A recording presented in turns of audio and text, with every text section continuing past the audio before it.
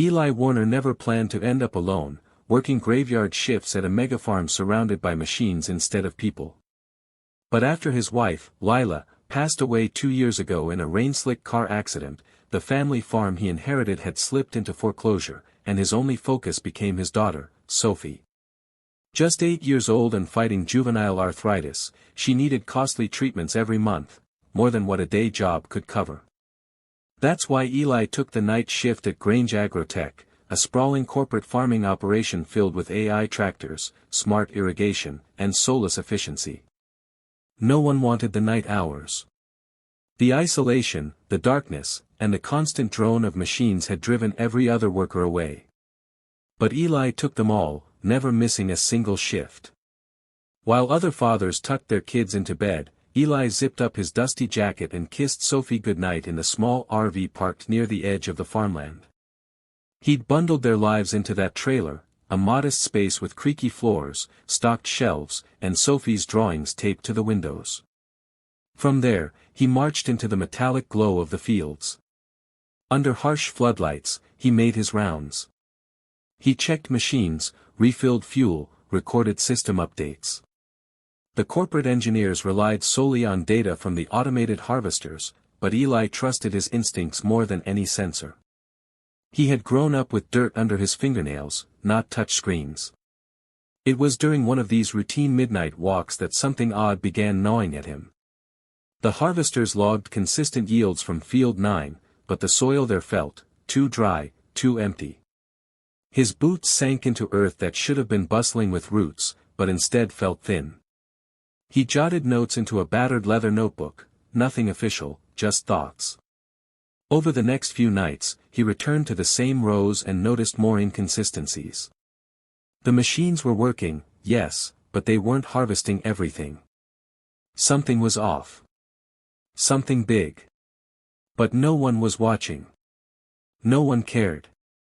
Except Eli, the single dad on the night shift, whose quiet footsteps would soon uncover a problem no one else had dared to see. Eli couldn't shake the feeling that something was deeply wrong. Each night as he patrolled the fields, his suspicion grew stronger. The machines claimed they were harvesting full yields, but Eli's gut, and his years working the land, told him otherwise. Field 9, in particular, stood out. The stalk seemed too high, too untouched, and yet the system insisted the field had been cleared 2 nights ago. On paper, everything looked perfect. But Eli knew dirt, and the dirt told a different story.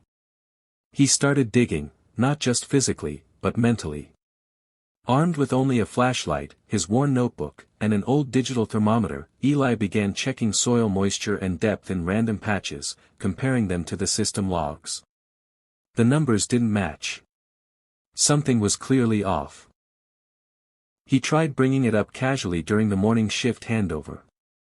"You ever notice the reports for Field 9 look odd?" he asked, holding up a page of his handwritten notes. His supervisor, a desk-bound manager named Collins, didn't even look up from his tablet. "If the system says it's fine, it's fine. Let it go, Warner. That's above your pay grade." The dismissal stung, but it also fueled Eli's resolve. He wasn't trying to play hero. He was just trying to make sense of something that didn't sit right. A few nights later, while refueling a drone harvester, Eli noticed one of the signal relay towers blinking erratically. Curious, he followed the cables to the back of the utility shed and was shocked to find chewed-up wires tangled near a rat nest. The realization hit him hard: the sensors weren't failing because of software glitches. They were physically compromised. The machines were receiving corrupted or incomplete data and assuming the harvest was done. It explained everything. Entire rows were being skipped, and no one noticed because the systems didn't flag it.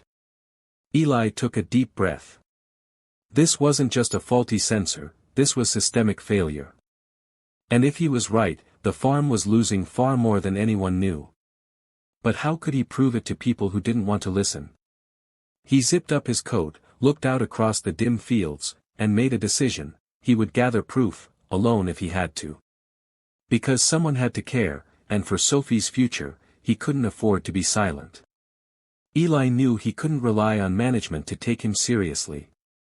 So, he turned to the only tools he could afford, his instincts and a used drone camera he picked up at a local pawn shop. It was old, the battery barely held a charge, but it flew. Every night after his shift, while Sophie slept in their little RV, he launched the drone high over the fields and recorded aerial footage.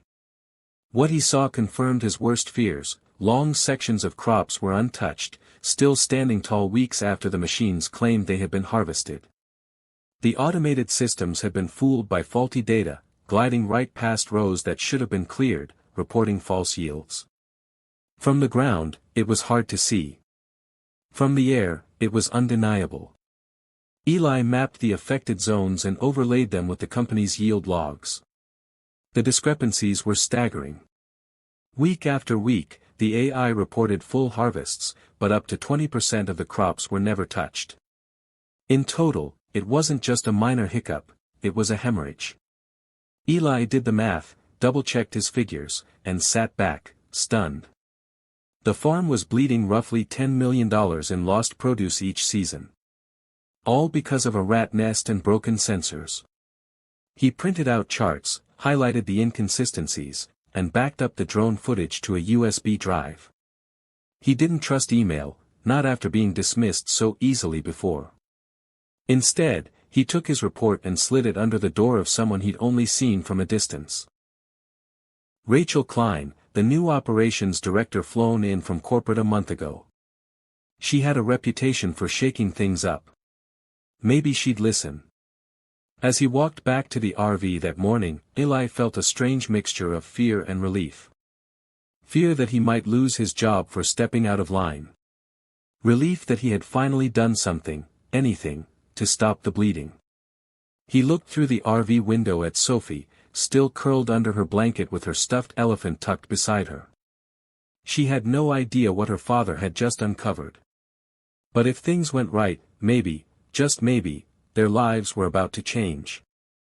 Eli didn't sleep that day. He lay on the narrow RV mattress, staring at the ceiling, wondering if he had just made the biggest mistake of his life. The corporate higher-ups didn't like being told they were wrong, especially not by a night shift worker with no degree, no title, and dirt under his nails. But just as the sun dipped below the horizon again, his phone rang. It was Rachel Klein. "Come to the operations trailer." "Now," she said, her voice unreadable. Eli's heart pounded as he approached, clutching his notebook like a shield. Inside, Rachel stood at the head of a long table, his report laid out in front of her, pages spread like a war plan. Engineers from the tech department were already there, murmuring over the drone footage. "You found this?" she asked. "Alone?" Eli nodded. She looked him in the eye, for a long moment, then slowly said, "You just saved this company $10 million. The room went silent. Eli wasn't sure what to say. For so long, he had felt invisible, just another cog in a machine that didn't care. But now, the machine had stopped. And everyone was listening. By the end of the week, Grange Agrotech launched a full audit. The faulty sensors were replaced, new safeguards were installed, and a new hybrid system was rolled out, one that combined AI automation with human verification. They called it the Warner Protocol. Rachel insisted on the name. Eli was offered a permanent position as night systems supervisor, with full benefits, housing, and medical coverage for Sophie. Sophie got a proper home, regular doctor visits, and a backyard where she planted sunflowers just like her mom used to. Eli still worked nights, but now it was by choice, not desperation. He trained others, walked the fields with pride, and never stopped using that battered old notebook. He had once been the man no one noticed, walking the fields while the world slept. But by trusting his hands, his eyes, and his heart, Eli Warner didn't just save a farm. He rewrote the rules, and gave his daughter a future no machine could ever calculate.